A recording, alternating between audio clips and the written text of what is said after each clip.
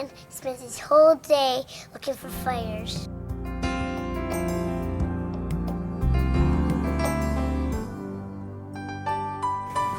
I think a fireman spends his whole day rescuing people from fires.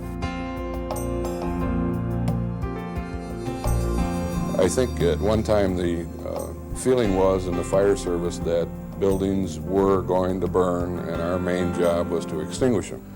And I think years ago, maybe because of money, maybe because of it wasn't exciting, the emphasis wasn't on fire prevention.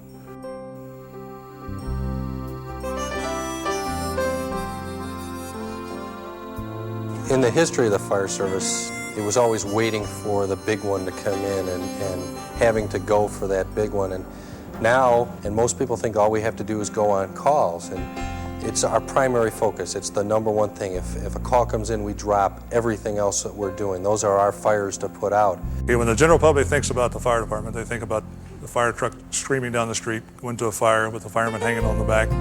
However, I have a job that's not as glamorous as that. I'm the one that goes out and tries to prevent fires by making sure the buildings are built right, making sure the fire suppression systems are correctly installed.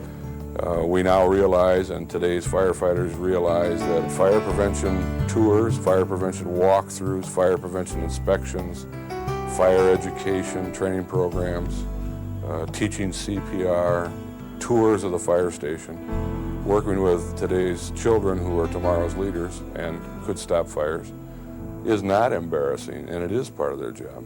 We spend a lot of time in schools educating the kids ahead of time. Learn not to burn, stop, drop, and roll. Okay, everyone knows what this is, don't they? Oh, yeah. Yeah? Come here, you want to hold it? Come on. Don't spray it on me. You can touch it. Don't spray it on me, man. Don't spray it on me. Now he's putting on his fire boots and his fire pants. These are big, heavy rubber boots with metal on the bottom so no nails poke through from the bottom. These are really heavy and warm. Everything we do revolves around preparing for that 2% of the time that we actually fight the fire or handle the emergency. It's only 2% of our time. I didn't realize when I got into this profession how much time is actually involved in training and drilling and learning about new issues and preparing yourself for the next incident or things that you might not have seen or you might have learned about but you haven't yet encountered that. There's a lot of hours in preparation to keeping up on those skills. The fire department isn't proud of the major fires they have. What first thing we should do is critique it to see what caused it, and of course that's our obligation by law, and then what we could have done to prevent it and what we did wrong in putting it out. We have to improve our condition. We went to the space program and borrowed their sound. We have to improve our condition. We went to the space program and borrowed the Indy 500 and got the Jaws of Life or the rescue tools to cut open cars on the highways, let alone the racetrack. So we are improving our condition.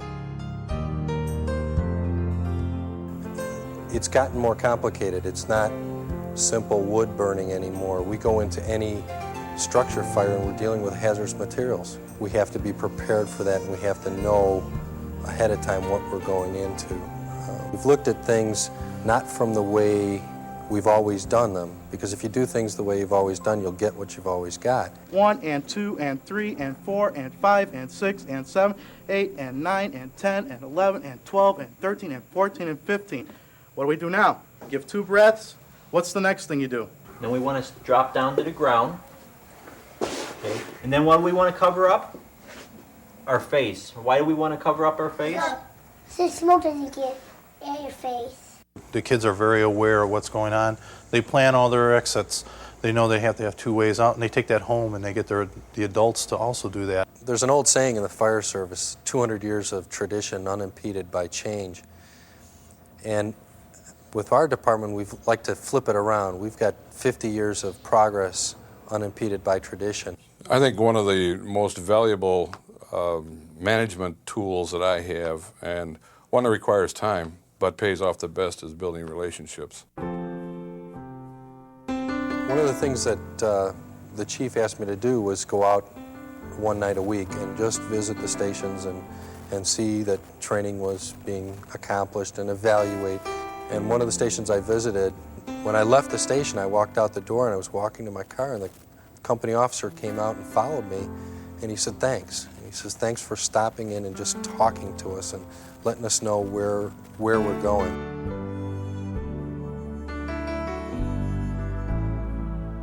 Our business cards have right on it, fire prevention is our business, your business, good business.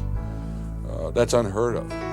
But if we don't do it, and if the fire chief says, shut the door and sit quietly, they're going to get hurt in the long run. You know who's really going to get hurt is the people they protect. And a community that doesn't have an active fire department is really missing something.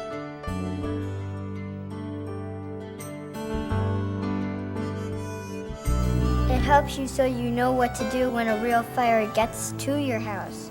Feel if the doors are hot or not, because it can be, if it's hot, there can be a fire. Try and get out as fast as you can. Call 911. You should not run around. You should stop, drop, and walk.